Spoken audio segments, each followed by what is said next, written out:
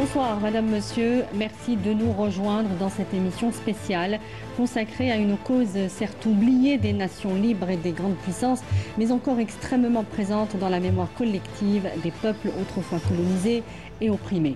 La cause du Rif. De la guerre du Rif à la révolte d'Al-Husseima, le peuple rifin organise désormais sa révolte politique et juridique, consacrée il y a 2 ans par la création du Parti national rifin. Le PNR draine de plus en plus de soutien et d'organisations et militants internationaux des droits de l'homme, et souhaite restaurer la République du Rif, née sous l'autorité du guide militaire et politique Abdelkrim Khattabi. Un précédent inspirant pour les mouvements de décolonisation à la fois sur le continent africain mais aussi ailleurs. Les stratégies de guérilla des hommes d'Al-Khattabi ayant été reprises par les leaders des révolutions cubaines et vietnamiennes.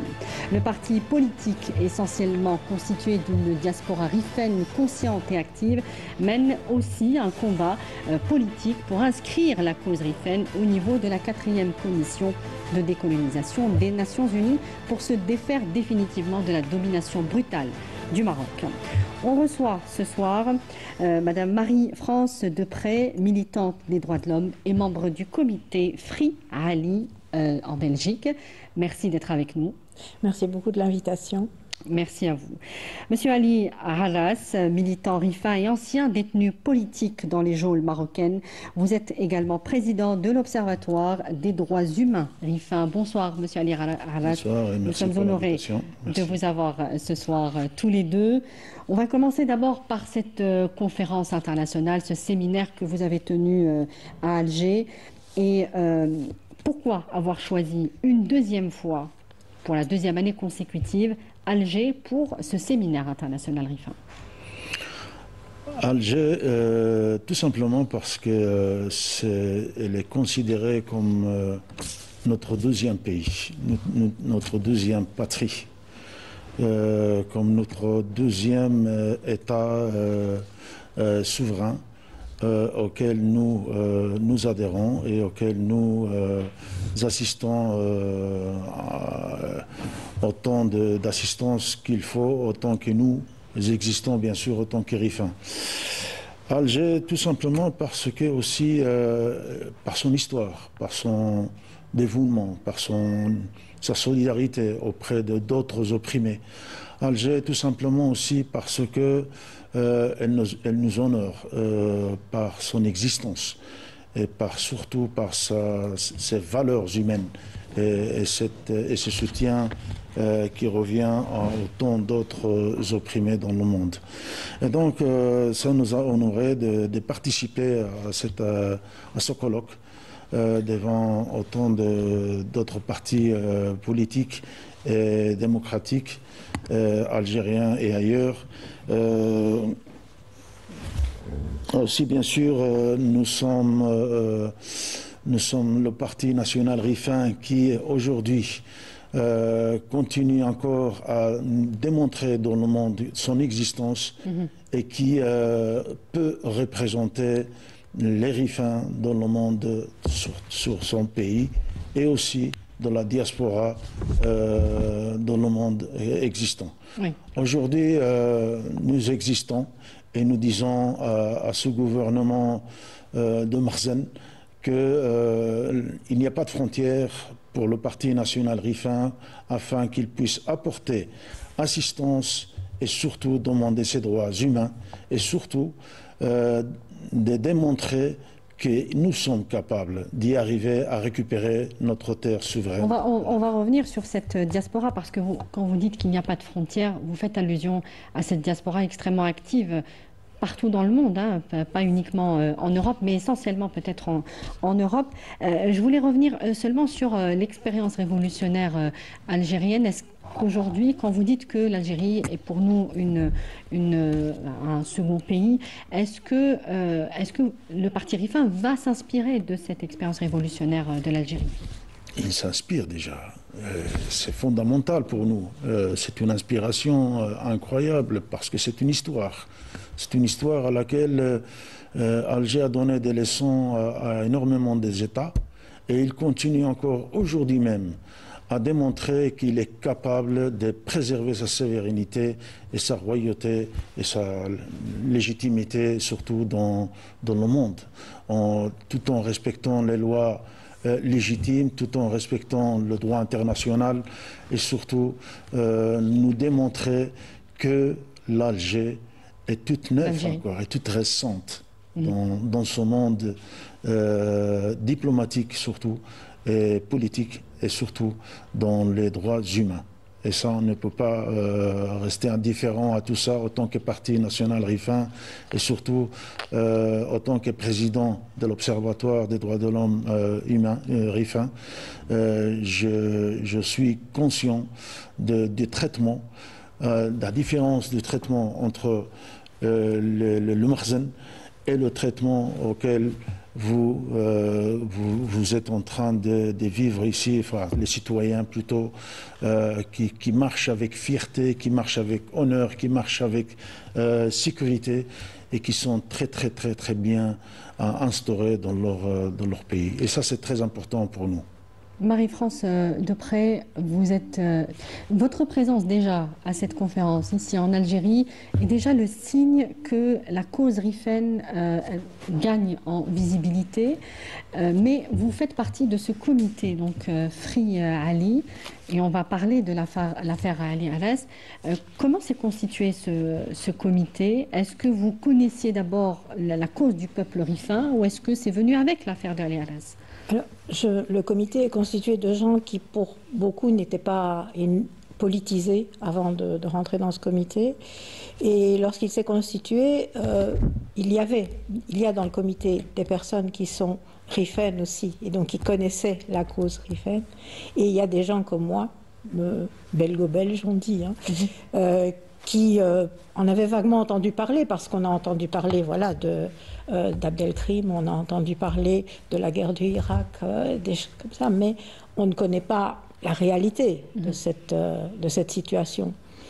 Et en entrant dans le comité Ali, moi j'entre plutôt dans un comité pour soutenir la cause d'un Belge. Oui, il faut rappeler que Ali Alas est aussi d'un Belge qui est injustement, arbitrairement incarcéré dans les geôles marocaines, d'abord en Espagne et au Maroc, et pour lequel la Belgique ne fait rien. Parce que la Belgique ne bouge pas. Elle a son citoyen, un de ses citoyens qui est arrêté en Espagne, extradé au Maroc, dans un pays où on sait très bien qu'on pratique la torture. La Belgique devrait agir. Illégalement extradé, il faut le rappeler. Oui, puisqu'il avait bénéficié d'un non-lieu en Espagne. Exactement, illégalement, parce qu'il avait bénéficié d'un non-lieu en Espagne, donné par le juge Balthazar Garzón. Malgré ça, il est extradé vers le Maroc et la Belgique ne bouge toujours pas. Et donc, c'est extrêmement choquant. Et donc, le comité se constitue essentiellement pour essayer de faire pression sur les autorités belges. Elles vont changer au cours des années, mais toujours sur le ministère des Affaires étrangères, par exemple, pour essayer de le faire vraiment agir et réagir pour soutenir son concitoyen qui est illégalement, arbitrairement incarcéré dans des geôles où on pratique la torture. Et c'est à travers le fait que Ali est RIFIN et qu'on entre donc en contact avec d'autres citoyens qui sont originaires du RIF en Belgique, et parce que lui parle depuis sa cellule d'autres citoyens qui sont incarcérés comme lui, des RIFIN, des Sahraouis aussi, qu'on commence à prendre mieux conscience de la situation des RIFIN au Maroc. On verra tout à l'heure, vous nous direz tout à l'heure si cette pression sur les autorités belges a donné ses fruits. On va d'abord expliquer ce qu'est cette affaire, votre affaire, Monsieur Ali Alas. Elle est un véritable scandale judiciaire à laquelle se mêle extradition illégale, comme on le disait, aveu obtenu sous la torture, une torture qui a duré des années tout au long de votre incarcération, 12 ans. Alors que vous avez bénéficié, on disait, d'un non-lieu en Espagne. Vous dites que jusqu'à présent, vous ignorez pourquoi c'est tombé sur lui. Exactement, c'est une affaire extravagante. C'est une histoire d'horreur. C'est une histoire, là, si vous ne la vivez pas avec cœur et âme, vous ne pourrez pas vraiment avoir un sentiment auprès de sous-vécu. Je reviens à mon innocence parce que c'est à partir de là que ça a déclenché le parti socialiste obrero espagnol qui gouvernait à l'époque, qui présidé par le président du parti José Luis Rodríguez Zapatero. Alors on est en 2008, hein, il faut le dire. Non, ça c'était... Mais votre affaire a commencé en 2008. En 2008, ma détention arbitraire, et puis il y a eu mon innocence après investigation durant 12 années au moins avant à mon insu, et puis après mon arrestation. Et c'est là que le juge Baltasar Garzón, le fameux juge Baltasar Garzón, qui était sans merci contre le terrorisme national et international et contre les trafiquants, des grands narcotrafiquants, mais aussi dans cette affaire-là de Pinochet qui était très très connu, ce dictateur. Et donc il a décidé de me blanchir en disant que j'étais innocent à base de ces enquêtes. Non, à base de ces demandes,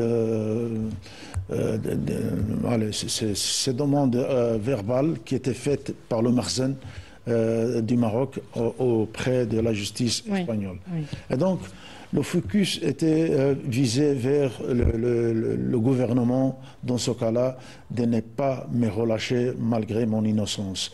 Et donc, après mon innocence, le gouvernement a pris ce dossier, qui était le mien, et leur dire que cette affaire-ci m'appartient maintenant. Elle n'appartient plus à la justice et nous, on viole ce droit judiciaire. Donc ça devient un dossier politique. Ça devient politique, diplomatique. Pourquoi? Parce qu'il y a eu 3 États. La Belgique qui n'a jamais bougé un doigt pour venir et m'écouter et venir et assister à son citoyen belge dans ces conditions déplorables et inhumaines et les tortures psychologiques qui m'étaient faites. Et bien sûr, le crime qui a commis le gouvernement espagnol de m'extrader, de me remettre entre les mains de mes tortionnaires marocains. Et c'est à partir de là que tout a basculé chez moi, tout a déclenché chez moi une rage, une colère, parce que je savais que j'allais plus revenir et je savais très très bien que j'allais être torturé parce qu'il y avait déjà des traces et d'autres témoignages avant moi qui étaient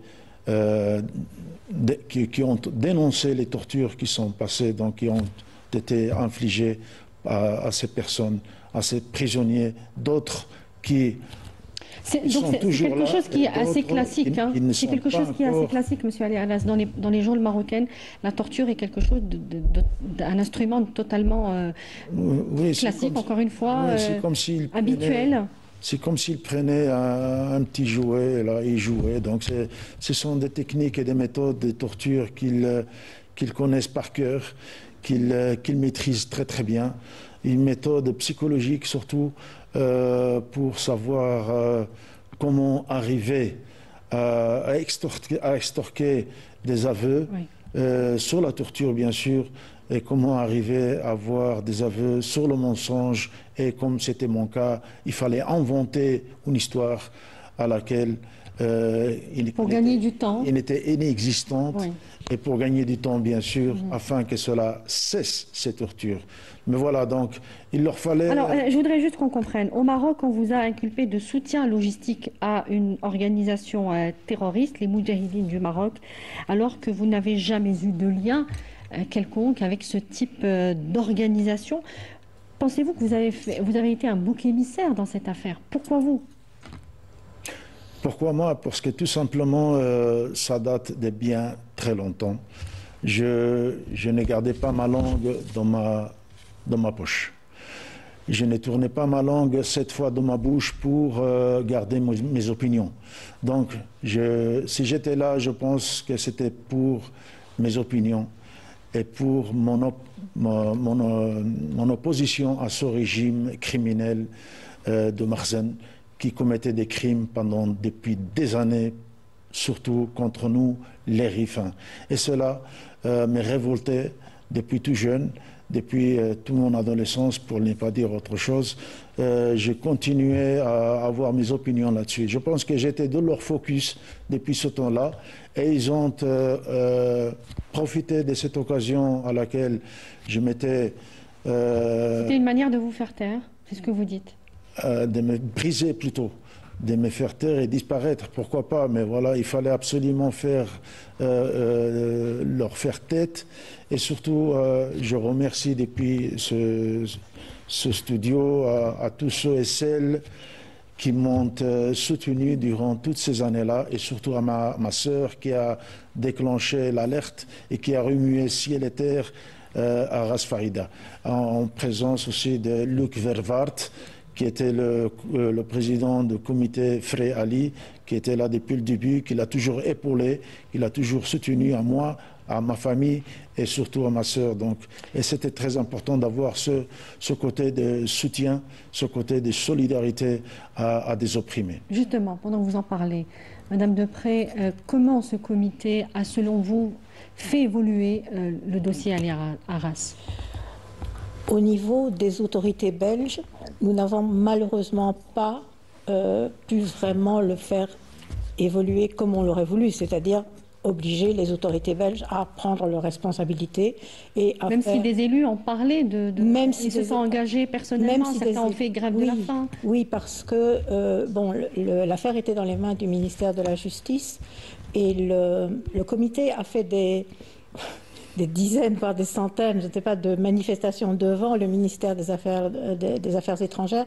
Et je me souviens d'une fois particulièrement où nous étions là et Farida, donc la sœur de Ali, devait rencontrer le ministre des Affaires étrangères, à l'époque Didier Reynders.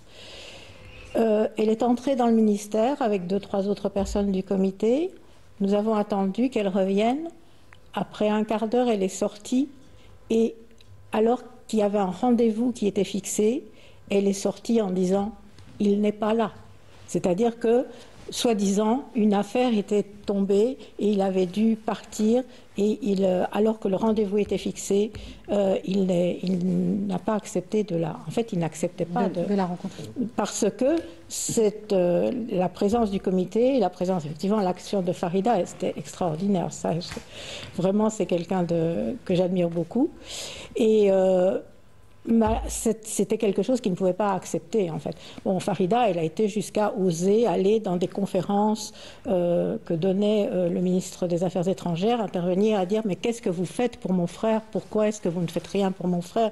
Et du coup, il préférait l'éviter.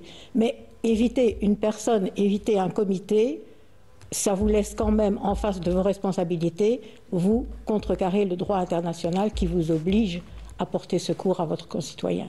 Malgré ces blocages, cette sourde oreille, si on peut dire cela, des autorités belges, vous avez continué à activer. Parce qu'il y a les autorités et il y a la population.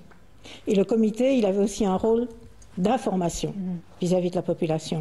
Et ça, je pense que le comité Frey Ali a vraiment bien rempli sa tâche. C'est-à-dire, il y a eu, concrètement il y avait des manifestations, bien sûr. On allait sur les places, on parlait de la situation d'Ali, on essayait d'informer les gens qui ne le connaissaient pas. Et puis, il y a un film qui a été fait, Ali Arras pour l'exemple, de Mohamed Hachem. Donc on le projetait avec des débats.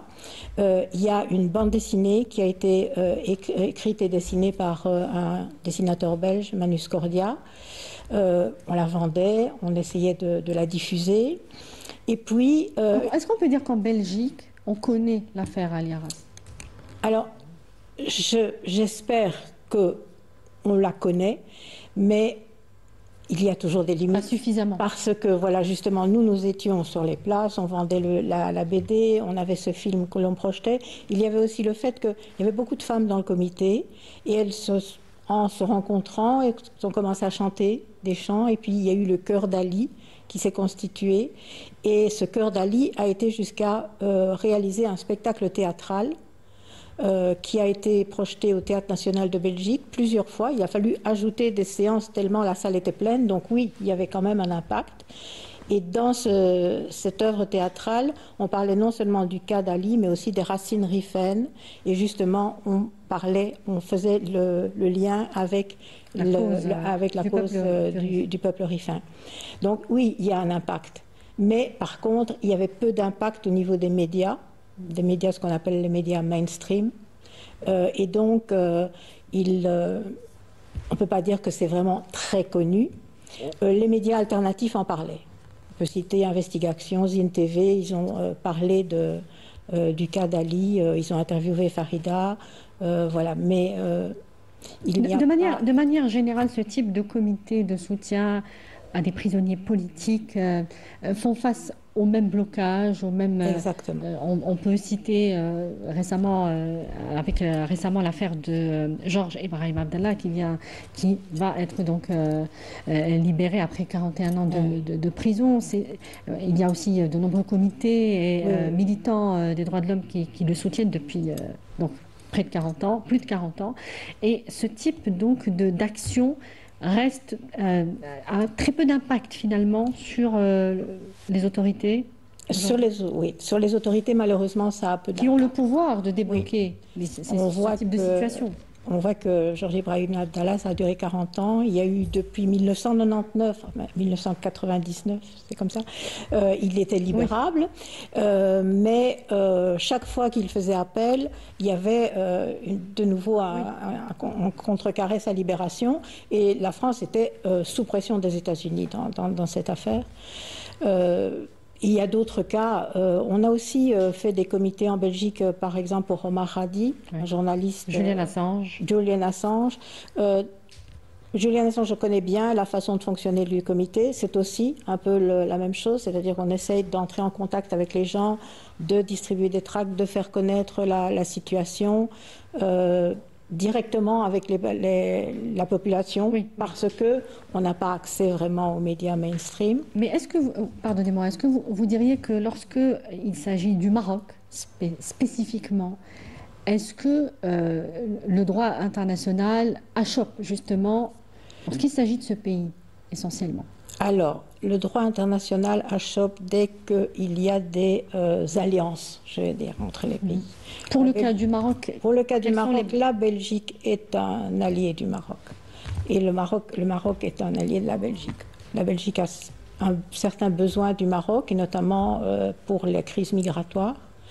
Et donc, la Belgique ne veut pas prendre certaines mesures parce qu'elle veut ménager son ami, je dirais. Et j'ai envie de citer un autre cas, oui, qui est un cas d'une... Ali Arras, moi j'ai dit il est belge, mais il est belgo-marocain en fait. Et c'est pour ça que la Belgique a dit oui, puisqu'il est arrêté dans le pays de sa seconde nationalité, on ne va pas intervenir. Mais il y a en 2018 une jeune fille belgo-nicaraguayenne, Amaya Coppens, qui est arrêtée au Nicaragua. Et en quelques semaines, elle a été libérée. Pourtant, elle était belgo-nicaraguayenne. Mais le Nicaragua, c'est pas la même chose que le Maroc. Voilà, c'est un pays pas du tout ami, et on peut y aller, on peut exiger des choses d'une citoyenne belge. Et donc, oui, il y a eu après la libération de Ali, il y a eu un Belge qui a été arrêté en Iran, Olivier Van de Castel, également libéré. Ça a pris un peu plus de temps, mais là encore, il n'y avait pas l'obstacle de ménager le pays, parce qu'on peut y aller. Donc le Maroc a été fortement ménagé le fait que ce soit par la Belgique, dans le cas de l'affaire de Ali Arras. C'est certain. Monsieur Ali Arras, c'est grâce à une vidéo de vous en 2012, affichant de nombreuses traces des sévices réguliers auxquels vous étiez soumis pendant votre incarcération, 12 ans, on me disait, vidéo qui n'a ressurgi qu'en 2015 finalement, que les choses avaient commencé à se décanter pour vous. Comment cette vidéo a mis en lumière d'abord votre affaire et puis aussi le système de torture qu'applique le Maroc sur les geôliers, sur ces prisonniers dans les geôles marocaines, sur les prisonniers rifins, mais aussi sahraouis? Exactement. Si vous le permettez, j'aimerais bien... Oui, vous voulez ajouter un détail, oui. Ajouter quelque chose concernant mon innocence. J'ai été innocenté à 2 reprises. une fois par le juge Balthazar Garçon, et la deuxième fois, c'était en avril 2024, par le tribunal constitutionnel de Madrid. Là où les juristes, ils ont... donc ils ont tranché et ils ont décidé d'avouer qu'il y a eu une arrestation arbitraire, des tortures, et l'extradition bien sûr, et toutes ces années-là de maltraitance durant mon incarcération. Pour revenir à cette vidéo oui, qui révélait donc les sévices que vous avez été soumis. Oui, en revenant à cette vidéo, elle était vraiment une décision très très dure pour moi et surtout pour la personne qui était chargée, qui a décidé de l'affaire, qui s'est offert lui-même personnellement. C'était un gardien de Salle 2. Marocain, qui avait décidé de... il avait entendu bien sûr qu'il y a eu une émeute et qu'il y a eu des transferts et qu'ils ont vidé tout mon couloir, donc là où j'étais, et qu'ils ont été transférés, ça je l'ai su par lui. Ensuite, il m'a vu dans cet état-là quand j'étais, comme j'étais dans la vidéo, et en me disant, Ali, penses-tu faire quelque chose? Est-ce que tu as une idée? Est-ce que tu penses vraiment faire quelque chose pour démontrer au monde ce qu'ils t'ont fait? Parce que c'est inadmissible. J'ai dit, mais je suis là dans mon isolement, je suis dans le cachot. Que peux-je faire si ce n'est même pas le téléphone, je n'ai même pas le droit d'aller au téléphone pour appeler mon avocat et pour qu'il vienne voir dans quel état je suis. Et donc là, il m'a dit, allez, je peux me porter assistance, je peux t'enregistrer et ensuite tu fais ce que tu veux avec cet enregistrement, mais réfléchis avant, bien sûr. Donc j'ai réfléchi bien pour lui que pour moi, pour cette décision courageuse de sa part. Est-ce qu'il a subi des représailles d'ailleurs, ce gars? Bien sûr, donc juste après... Il a été torturé? Après l'apparition de la vidéo en 2015, j'étais donc visité bien sûr par la PJ, la police judiciaire, pour venir faire un constat, bien sûr un rapport de ce qui est arrivé. Et donc je ne leur ai même pas donné la parole, je ne voulais même pas les voir, vu que je savais très bien comment est-ce qu'ils pouvaient tout modifier, mon discours, peut-être même ma plaidoirie, ou bien ma dénonciation. Je les connais très bien, donc je n'ai même pas donné le temps à ces gens-là. Mais par contre, il y a eu un changement de direction à l'époque. Ce directeur-là s'est fait plaisir d'éloigner tout le monde de mon côté, et personne ne devait m'approcher. Tous ceux qui voulaient m'en parler, s'approcher, m'adresser la parole, ils étaient sur leur caméra et ils étaient transférés directement. Ça, je ne l'ai su que par après. Et donc des représailles, la plus grande représaille, c'était un transfert qui était déjà décidé par, bien sûr, la DST marocaine, qui était sur l'égide du roi Mohamed VI, et bien sûr présidé aussi par Mohamed Saleh Tamik, qui était le directeur général, le délégué général des pénitenciers au Maroc. Et donc ils ont décidé de me réserver cet étage au premier étage. Ça a duré combien de temps, cet isolement? Dans un seul étage vide? 3 ans et demi, donc isolé. Et avant que j'arrive, ils avaient vidé tout le couloir des 38 cellules, et ça j'ai ignoré. Donc j'arrive, ils m'ont isolé de tout le monde et m'ont fermé pendant 3 ans et demi. Bien sûr, j'avais ce petit téléphone officiel qui était là à l'étage, et je donnais mes nouvelles sans pouvoir dénoncer, parce que j'étais sur écoute et surveillé par, bien sûr, par d'autres. Mais il a fallu que mon avocat vienne, bien sûr.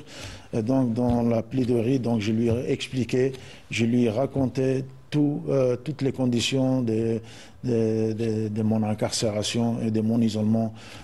Et à quel moment le rapporteur spécial des Nations Unies est venu finalement documenter ce que vous subissiez dans les geôles marocaines?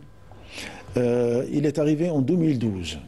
Donc en 2012, avant l'émeute, en septembre 19, je pense que c'était le 19 septembre, qui est arrivé à Salé. Et c'est là qu'il m'a ausculté avec son médecin légiste et avec son médecin aussi psychologue, qui font partie des Nations Unies. Et donc son équipe, ils ont découvert des traces de torture physique avec leur matériel sophistiqué des pointes. Et bien sûr, le psychologue aussi, il a vu qu'il y avait un trauma profond. Et bien sûr, donc ils ont fait le rapport. Et là, le Juan Mendez, le rapporteur spécial, m'a dit: Ali, maintenant, tu peux rentrer en cellule. On va faire notre rapport. Ne t'inquiète pas. S'il y a quoi que ce soit comme problème, ou encore des harcèlements, tu fais part à tes avocats, et eux, ils feront le nécessaire pour que nous, on puisse donner des recommandations contre ces maltraitances. Qui ne sont jamais observées par le Maroc. Justement, il y a eu le rapport du rapporteur spécial des Nations Unies, mais aussi d'Amnesty International, qui ont documenté les conditions de votre incarcération, conditions inhumaines.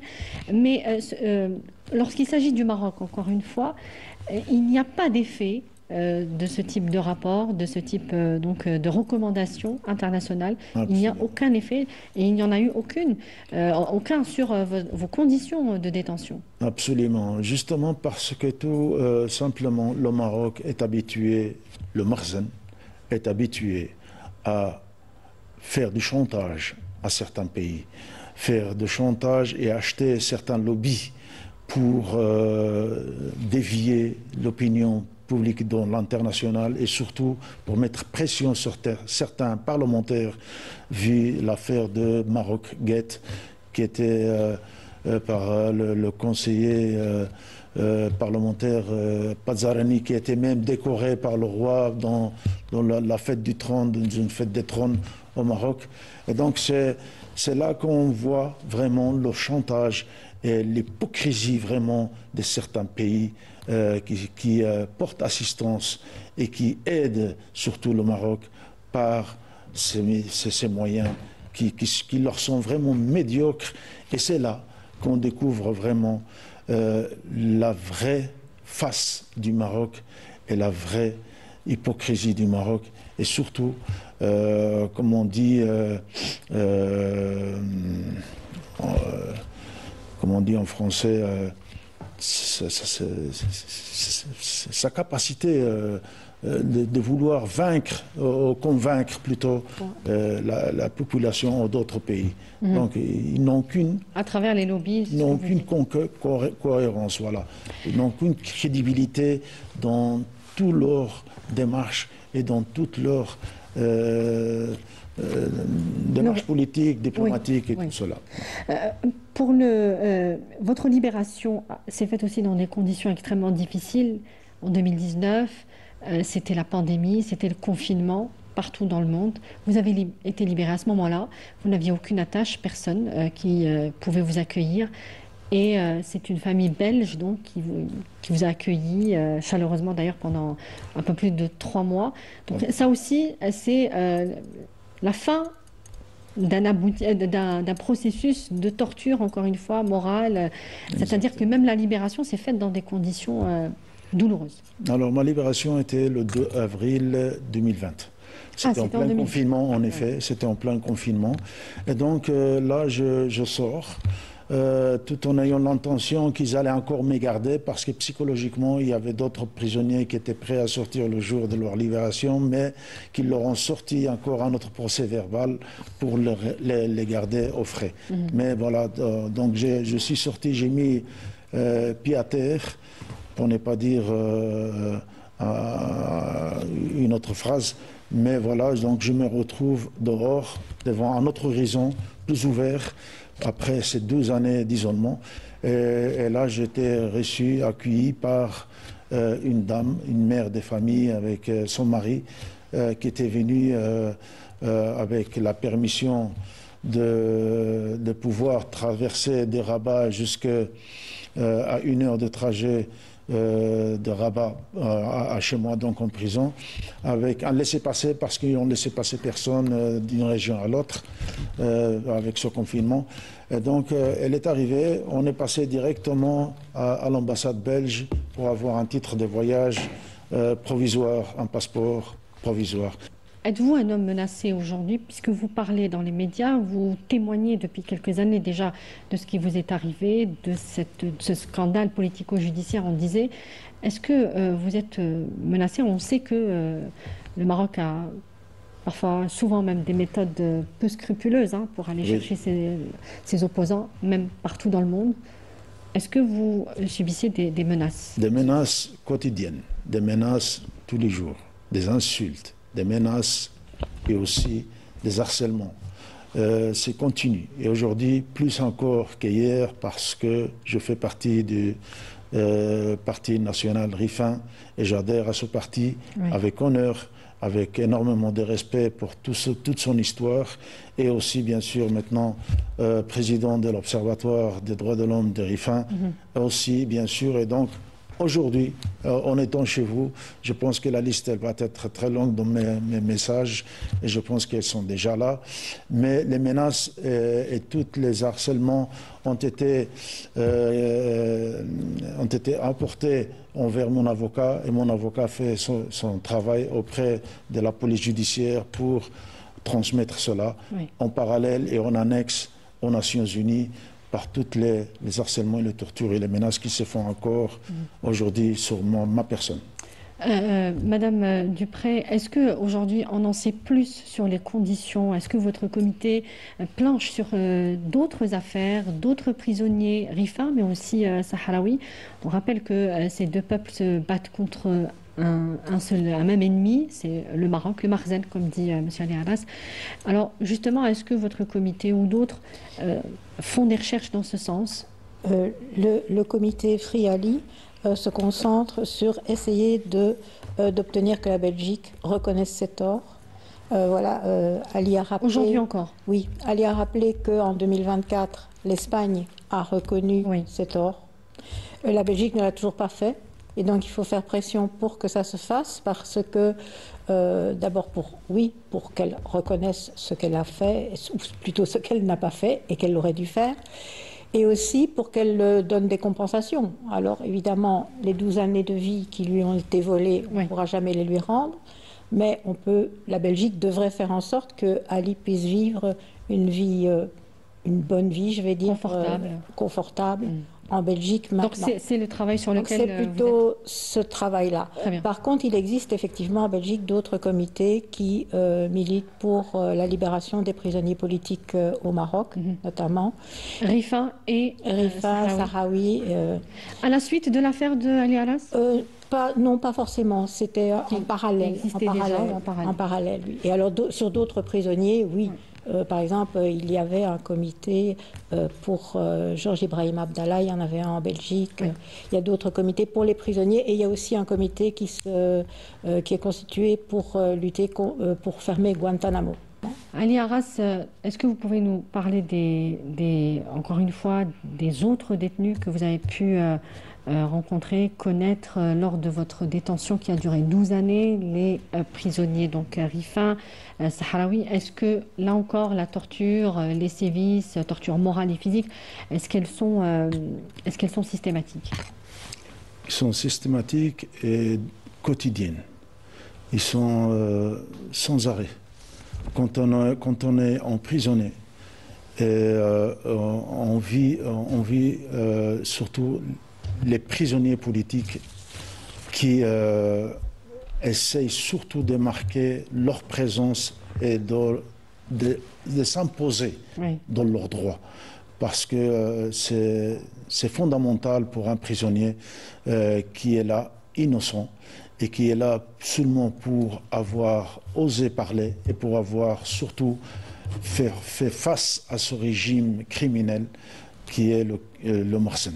Donc aujourd'hui, il y en a. Est-ce qu'on sait davantage sur leur nombre, leurs conditions de détention? Bon, les conditions, vous parlez de torture, mais est-ce qu'on sait combien ils sont? Je parle des deux côtés, Sahraoui et RIFIN aussi. Est-ce qu'on sait combien ils sont à croupir donc, dans les geôles marocaines? Les Rifins, il y en a des centaines. Comme il y a aussi des Sahraouis. Sauf que quand on parle vraiment des affaires politiques et d'opinion, on peut les compter sur les doigts, bien sûr, mais ils refusent de nous faire croire que ce sont des arrestations arbitraires et politiques. Ils refusent de l'admettre. Absolument. Donc pourquoi? Parce que tout simplement, ils ont un dossier, comme ils disent, qui disent que ce sont des révoltants, ce sont ceux qui veulent vraiment transférer l'État et qui commettent des crimes, etc. etc. Et ce n'est pas le cas. Alors, prenons le cas de Nasser Zevzafi, par exemple, et tous ses compagnons qui sont là en prison, qui ont été condamnés à 20, 15 ans, 10 ans. Pourquoi? Tout simplement parce qu'ils ont demandé que leurs droits fondamentaux, et un bien-être, à vivre un bien-être accru dans leur pays, qui est le Rif, le Hossima, comme le Sahraoui aussi. Mais aujourd'hui, est-ce que nous, autant que Rifin, autant que parti national Rifin, devons-nous exiger un bien-être, ou plutôt récupérer notre terre, afin que nous-mêmes puissions reconstruire notre pays et notre souveraineté? Donc c'est à nous de le faire. Ce n'est pas ça que nous exigeons de récupérer notre terre, de récupérer notre souveraineté et de s'instaurer en tant qu'Rifin dans notre pays. Une dernière question, M. Ali Aras. Votre parti, le PNR, a justement jumelé sa cause à celle du peuple sahraoui. Pour vous, le RIF est sous domination, donc on disait, du Makhzen et qui a toujours servi les agendas étrangers. Considère aussi le peuple rifin comme une menace pour son existence. Est-ce que ce combat que vous allez mener donc au niveau politique et juridique avec le peuple sahraoui, est-ce que le peuple rifin va s'inspirer du processus politique qu'a initié le peuple sahraoui?